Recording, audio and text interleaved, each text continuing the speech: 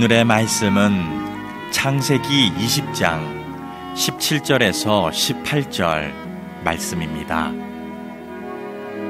아브라함이 하나님께 기도하매 하나님이 아비멜렉과 그의 아내와 여종을 치료하사 출산하게 하셨으니 여호와께서 이왕에 아브라함의 아내 사라의 일로 아비멜렉의 집의 모든 태를 닫으셨음이더라. 아멘.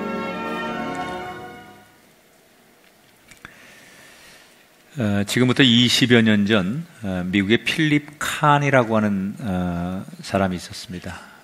이분은 그 40대 소프트웨어 개발자였는데 늦게 결혼을 했고 아주 늦은 출산을 기다리고 있었습니다. 초조하게 기다리던 그에게 힘찬 아기의 울음소리가 들리며 드디어 예쁜 아기가 태어났습니다.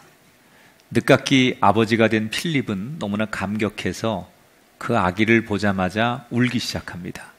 그리고는 이 감동스럽고 예쁜 아기를 가족들에게 또는 다른 지인들에게 지금의 이 장면을 소개하고 싶은 거예요.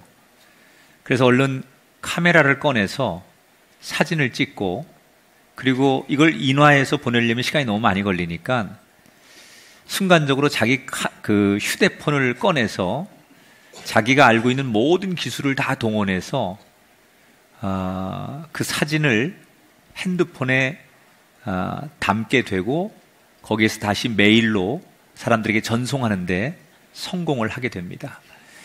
이것이 바로 오늘 현대인들의 필수품인 휴대폰 카메라의 시작입니다. 지금은 다 우리가 휴대폰 카메라가 보편화됐지만 이 땅의 휴대폰 카메라는 이 필립이라는 사람이 아기의 태어남을 너무 기뻐하고 감격해서 그것을 전하고 싶은 욕망 때문에 순간적으로 만들어낸 아이디어였다는 겁니다. 아버지가 된다는 것, 그리고 그 아버지가 한없이 그 아이를 바라보면서 느끼는 감격, 그 희열, 그런 것들이 뜻하지 않은 새로운 발명품을 만들어냈습니다. 아버지란 뭘까요? 우리는 하나님을 아버지라고 부릅니다. 교회 와서 찬송을 부르든 기도를 하든 우리는 하나님을 아버지라고 불러요. 우리에게 하나님 아버지는 어떤 분일까? 그리고 그 아버지를 향해 우리는 어떤 기도를 드리는 것일까? 오늘 창세기 20장에 나오는 아브라함의 이야기를 통해서 성경에서 말하는 아버지 됨이라는 것이 어떤 것이냐? 오늘 이야기는 아브라함이 하나님의 부르심을 받아서 가나안으로 이주를 합니다. 본토 친척을 떠나서 자기 고향을 떠나서 가나안으로 새로운 곳에 이주를 하죠. 그리고 그곳에서 아브라함은 그 당시 많은 사람들이 직업으로 가지고 있었던 양을 치는 목동으로 살아가게 됩니다. 거기서 그렇게 평범하게 살던 아브라함에게 생긴 에피소드가 오늘의 성경의 이야기예요. 오늘 1절에 보니까 아브라함이 거기서 네게부 땅으로 옮겨가 가데스와 술 사이 그랄에 거류하며 이렇게 써 있습니다. 아브라함이 양을 치고 있었는데 이스라엘은 우기와 건기가 있습니다. 그러니까 풀이 자랄 때가 있고 그 풀을 양들이 다 뜯어먹으면 더 이상 자라지 않으니까 또 다음 그 계절에 따라서 요맘때쯤이면 어디로 양들을 데리고 또 이주해서 양들에게 풀을 뜯게 하고 또 이동하고, 그러니까 목동의 일은 그런 거예요. 그래서 아브라함은 늘 1년 내내 자기만의 루틴을 가지고 있었어요. 어디쯤 언제 가면 양들에게 풀을 먹일 수 있다, 이런 것을 늘 가지고 있었는데 어느 날 양들을 데리고 새로운 먹잇감이 있는 그랄이라고 하는 지역으로 갔다는 거예요. 그런데 여기는 어떤 곳이냐면 이방인입니다. 그러니까 이방 사람들이 사는 낯선 곳이에요. 양들을 위해서, 가족의 행복을 위해서 이주는 했지만 잠시 머무는 그곳은 철저히 이방 사람들이 있는 곳이고, 여기에서 그는 한 가지 걱정을 하게 됩니다. 어떤 걱정이냐면, 여러분 공감이 가는지 한번 들어보세요. 아브라함이 무슨 걱정을 하냐면 자기 아내가 너무 이쁜 거예요. 사라는 실제로 성경에서 보면 당대의 최고의 미인이었던 것 같아요. 그래서 아브라함은 늘 자기 아내가 너무 예쁘니까 그 아내로 인한 스트레스를 많이 받았어요. 특히 이렇게 낯선 이방 땅에 가면 이 남자들이 그 당시만 해도 고대 사회니까 힘 있는 사람이 여자를 납치해다가 데려가기도 하고 그러기 위해서는 그 남편을 죽이는 일이 왕왕 있었습니다. 그러다 보니 아내가 너무 예뻐서 가는 곳마다 문 남성들의 시선을 한 몸에 받으니까 이 아브라함이 항상 아내로 인한 스트레스가 있었어요. 그리고 이 위험한 이방 땅에 와가지고 혹시나 내 아내를 욕심내는 사람들 때문에 내가 죽임을 당할 수도 있겠다, 이런 걱정을 하는 거예요. 그래서 아내와 함께 이렇게 약속을 합니다. 우리 이방 땅에 가서 있는 동안에 부부라고 하지 말고 남매라고 하자. 내가 오빠, 너는 동생. 왜냐하면 부부라고 하면 남편을 죽이고 아내를 뺏어가면 되지만 오빠라고 하면 오빠한테 잘 보여야 동생을 얻을 수 있으니까 더 잘해줄 것이다. 이런 얕은 생각을 하면서 자기 아내와 부부가 아닌 오빠와 동생이라고 사람들에게 소개를 합니다. 아니나 다를까 이 그랄 지역에 아브람과 아내 사라가 가서 얼마 되지 않아 삽시간에 소문이 쫙 퍼졌습니다. 야, 킹카가 왔대. 그래서 이 소문이 돌고 돌아 어디까지 갔느냐? 거기에 그 지역의 왕인 아비멜렉의 귀에까지 들어갑니다. 그리고 아비멜렉이 아브람을 찾아와서 뭐라 그러느냐? 사라를 보더니 나 네 동생과 결혼하고 싶으니 결혼 허락해달라. 그리고 아내 사라를 데리고 갑니다. 여러분, 아브람은 이제 망했습니다. 아내를 자기 눈앞에서 뺏기게 생겼습니다. 그렇다고 이제 와서 사실은 내가 남편이다 이렇게 말하는 것도 상황상 너무 웃기는 일입니다. 아브람은 이러지도 못하고 저러지도 못하고 정말로 속을 끌면서 이걸 어떡하지 발만 동동 구르고 눈앞에서 보이는 대로 아내를 뺏기는 거예요. 자, 아비멜렉이 사라가 남편이 없는 여자인 줄 알고 물론 후처로 데려가는 거예요. 그 와서 왕궁에 데려다 놓고 결혼식을 일사천리로 준비를 합니다. 이게 속절없이 모든 게 막 이렇게 원하지 않는 방향으로 굴러가고 있던 어느 날 아비멜렉 왕이 잠을 자는데 밤중에 하나님의 사자가 꿈속에 나타나서 아비멜렉을 혼내는 거예요. 호통을 치는 거예요. 네가 결혼하려고 하는 사라는 남편이 있는 여자다. 그런데 네가 임자 있는 여자를 아내로 맞이하면 정령이 너는 죽게 될 것이다. 이렇게 하나님의 사자가 꿈속에 나타나서 아주 리얼하게 아비멜렉 왕에게 경고를 합니다. 다음날 아침에 꿈에서 깬 아비멜렉이 이 꿈이 너무 뒤숭숭하니까 아브람을 불러요. 그리고는 꿈 얘기를 하면서 너 사실대로 얘기해봐라. 너 혹시 나한테 거짓말했냐? 사라가 남편이 있냐? 그리고 그 남편이 너냐? 이렇게 물었더니 아브람이 그때서야 사실을 이야기하죠. 내가 왜 그럴 수밖에 없었는지 사실을 이야기를 변명을 하기 시작해요. 이때 아브람은 사실을 털어놓고 아비멜렉과 신하들에게 굉장한 비난을 받습니다. 그리고 이 사실을 알게 된 많은 사람들이 아비멜렉을 향해서 비난과 손가락질을 비웃기 시작합니다. 여러분, 아브라함은 잘 살아보려고 열심히 일하려고 그리고 그 잘 살고 열심히 일하는 그 배경 속에는 아내 사라와 가족들의 행복을 위해서 성실하게 열심히 살려고 지금 이주를 한 거예요.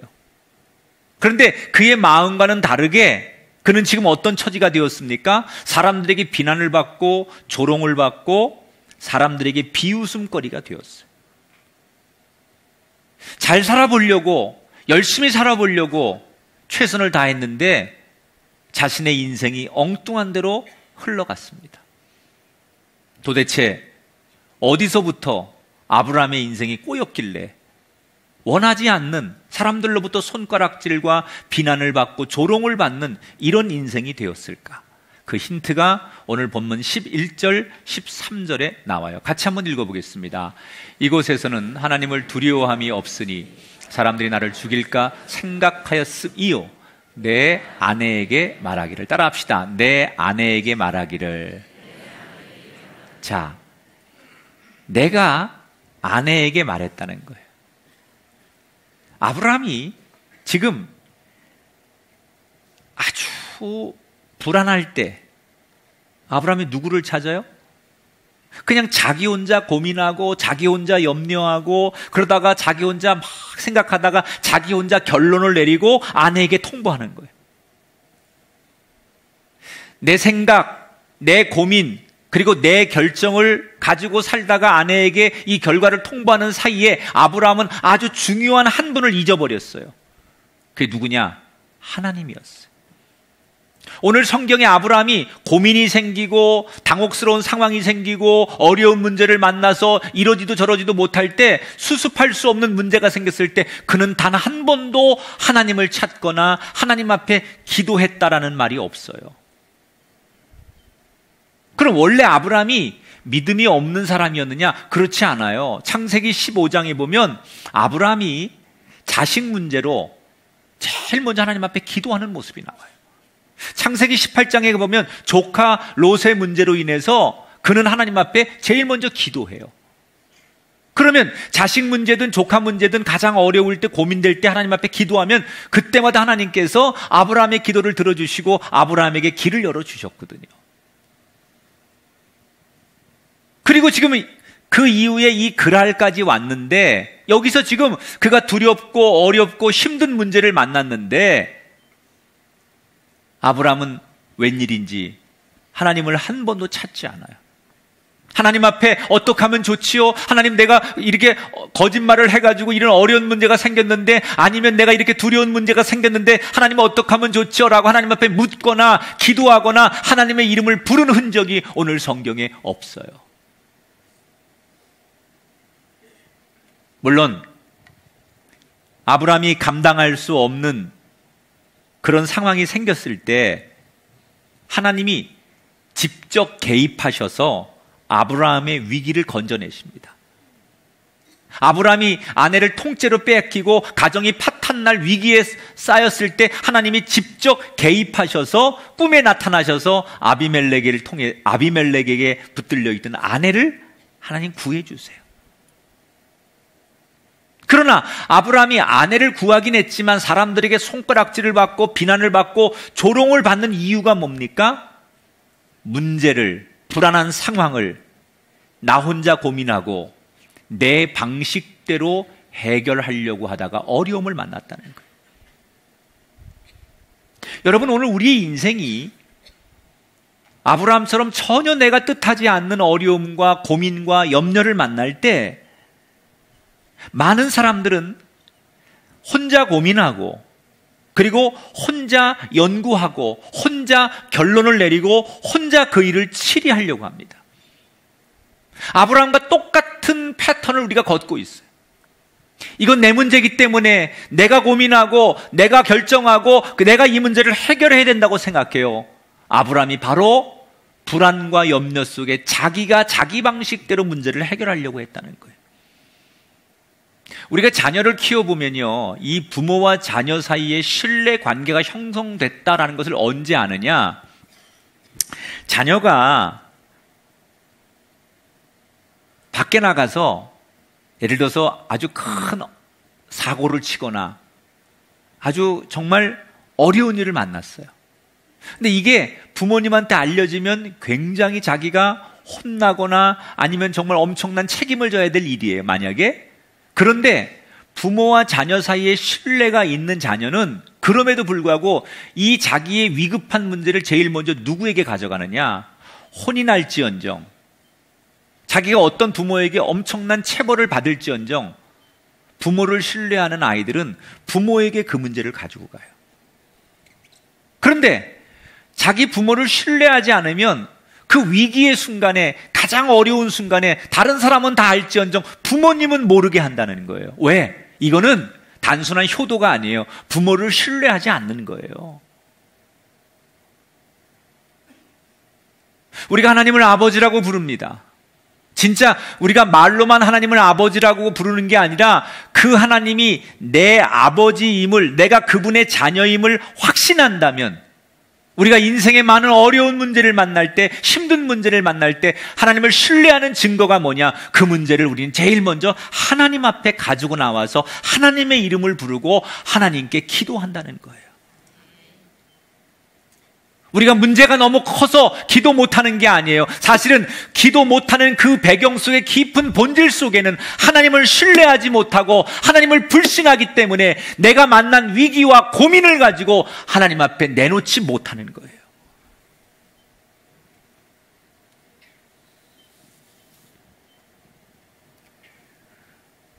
미국의 스탠퍼드 대학의 총장을 지낸 존 헤넷 교수가 작년 9월에 리딩 매터스라고 하는 책을 냈어요. 15년간 총장을 지내고 자신의 경험을 바탕으로 리더가 갖춰야 될 자질을 정리한 책입니다. 이 책에서 존 헤넷이가 이런 얘기를 합니다. 많은 사람들이, 많은 전문가들이 리더십의 가장 중요한 요소로 자신감을 꼽는데 자기는 이 자신감보다 더 중요한 요소가 있다고 생각한다. 그게 바로 겸손이라는 거예요. 문제를 만났을 때 겸손의 덕목을 가진 리더는 그 문제 앞에서 자신의 부족함을 솔직하게 인정하고 주변 사람들에게 조언을 구한다는 거예요. 우리가 어려운 일을 만날 때 자꾸 들어야 돼요.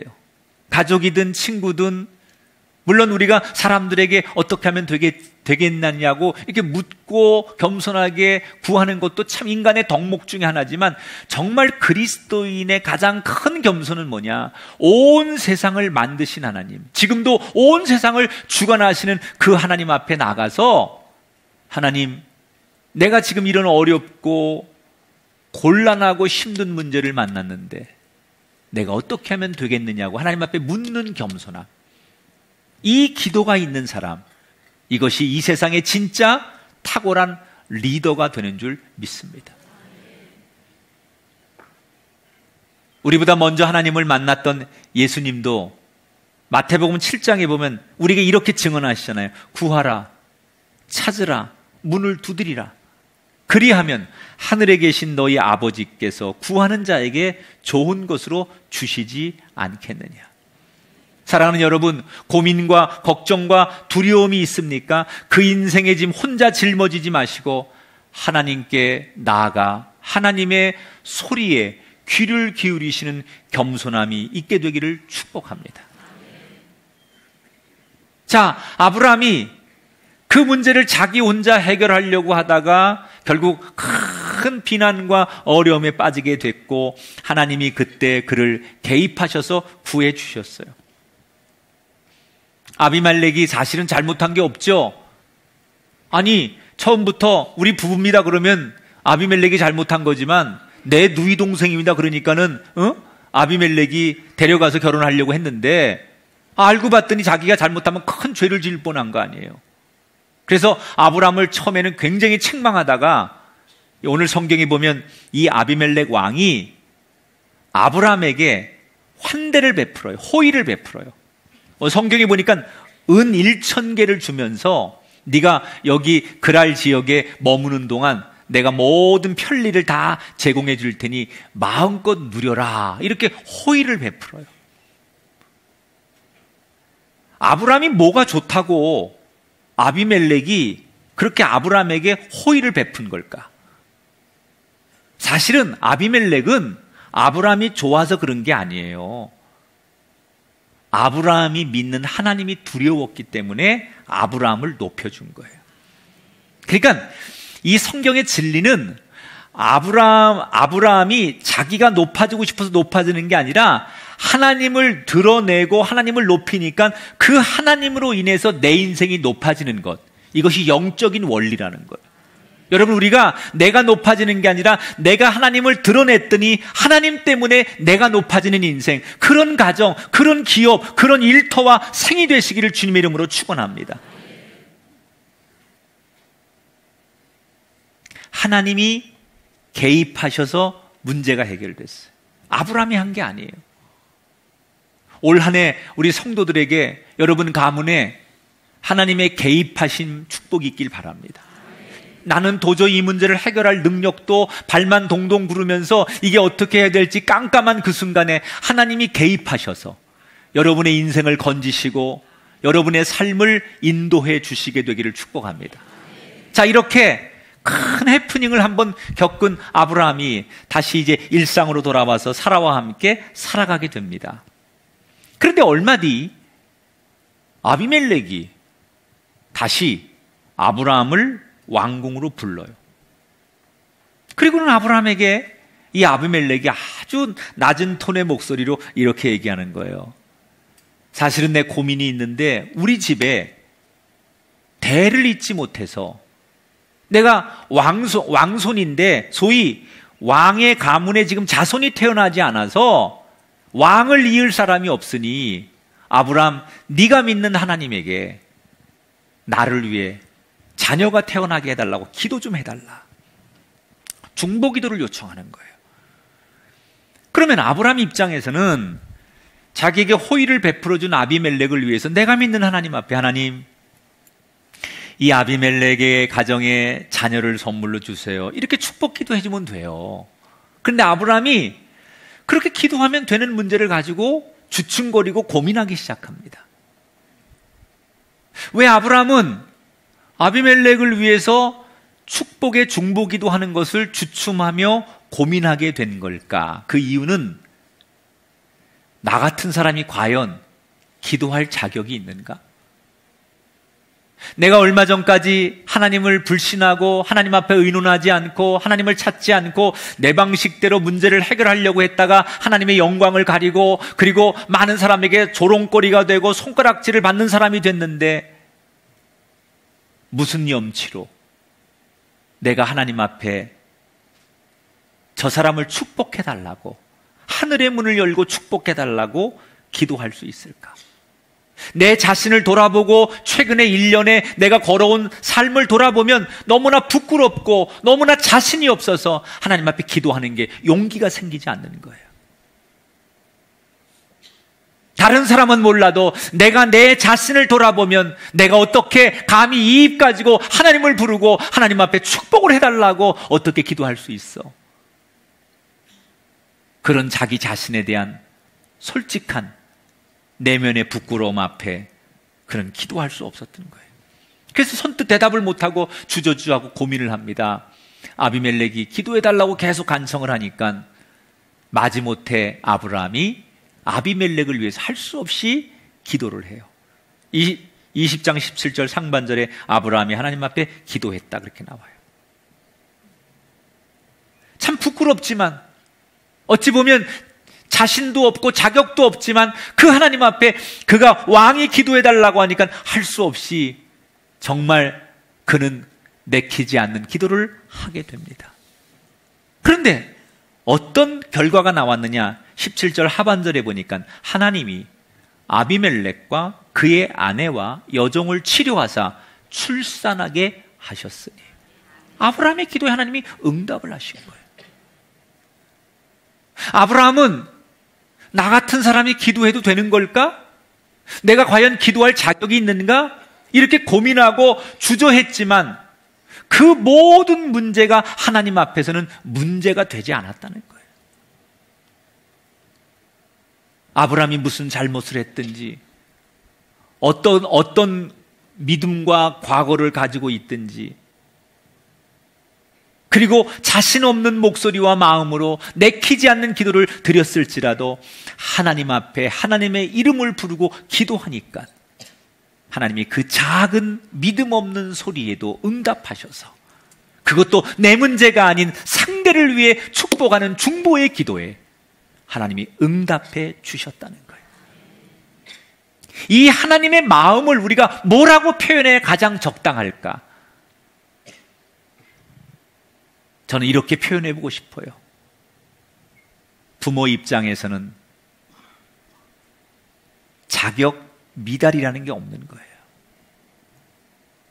내가 내 자신을 보면서 나는 자격 미달이야. 나는 감히 아버지라고 부를 자격도 없어. 나는 감히 저 앞에 설 자격도 없어. 나는 염치도 없어. 그렇게 나는 생각해요. 그러나 하나님 앞에는, 아버지 앞에는 그런 자격 따위가 필요 없다는 거예요.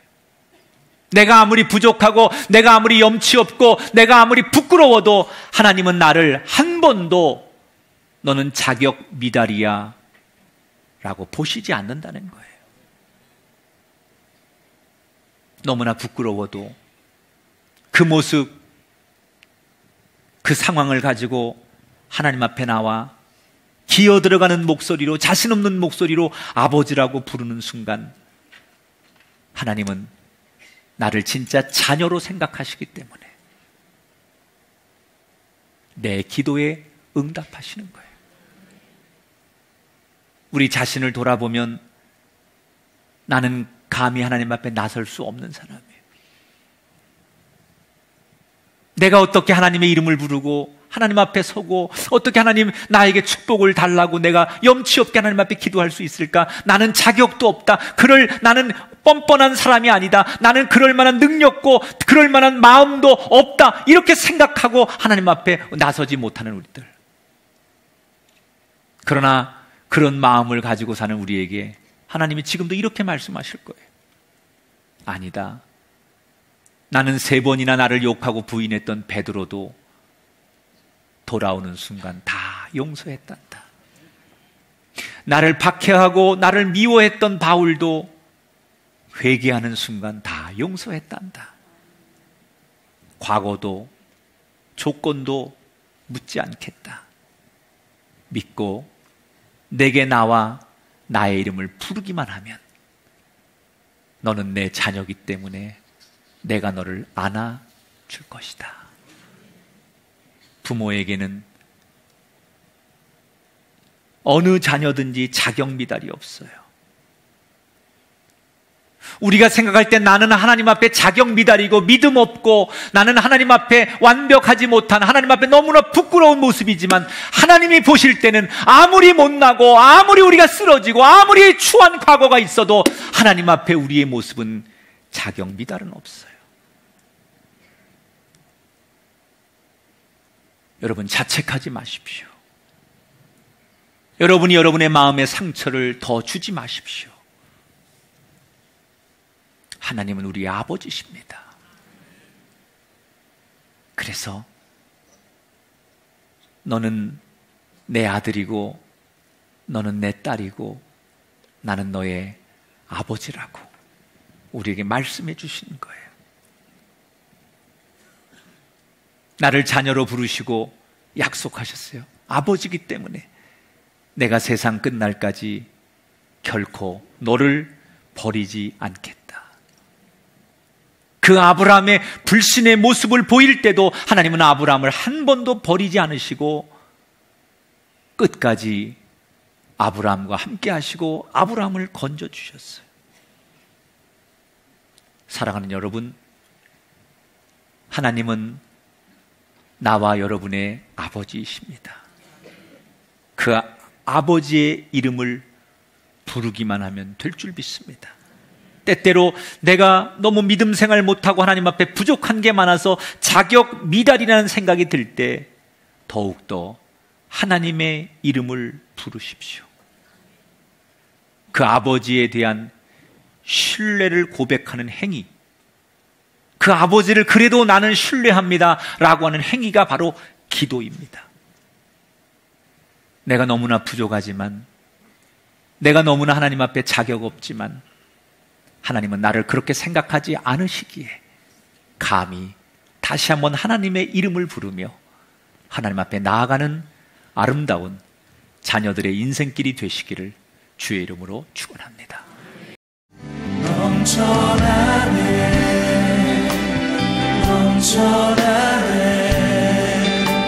주를 향한 내 속에 갈망이 주님께로 날 이끌어 주소서 주님을 더 원합니다. 넘쳐나네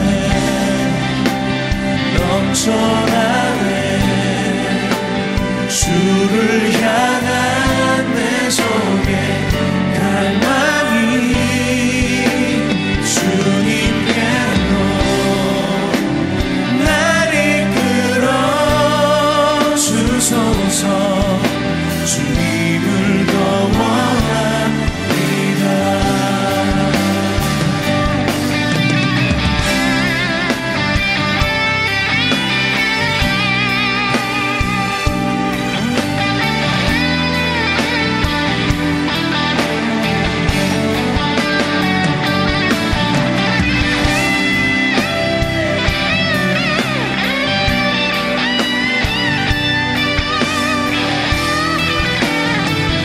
높은 목소리로 찬양합니다. 넘쳐나네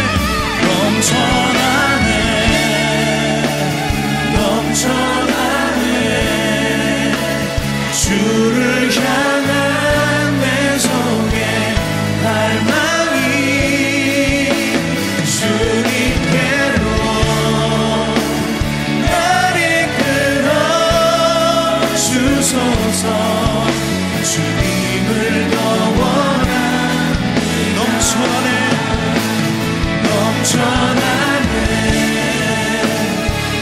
넘쳐나네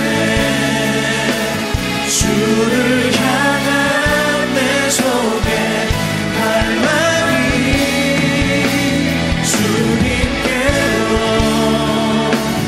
날 이끌어 주소서 주님을 더 원합니다.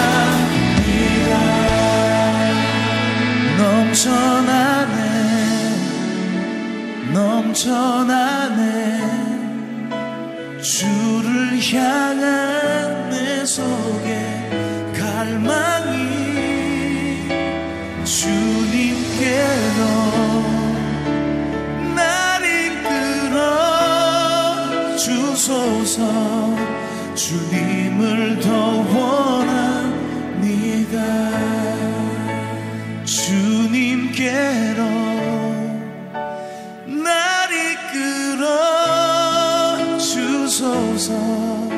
주님을 더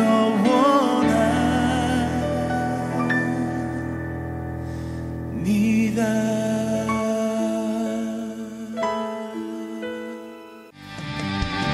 마음이 내게 있으면 그 입 다 가지고 내 구주 주시는 종을 찬송하겠네. 내 은혜로 오신 하나님 날 도와주시고 그 크신 영광 넓히며 다 알게 하소서. 내 주의 귀한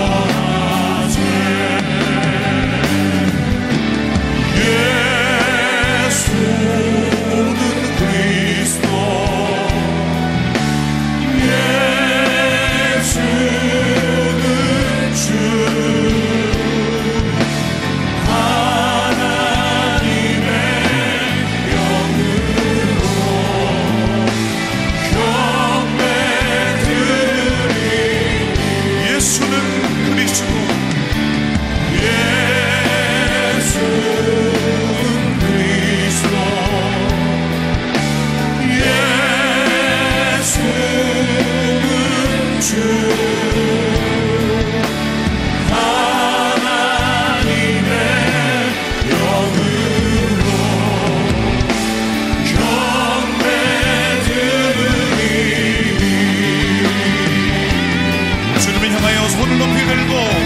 이곳에 오셔서 이곳에 앉으소서 이곳에서 드리는 예배를 받으소서 주님의 이름만이 오직 주의 이름만 이곳에 있습니다. 주의 이름만 이곳에 있습니다. 오직 주의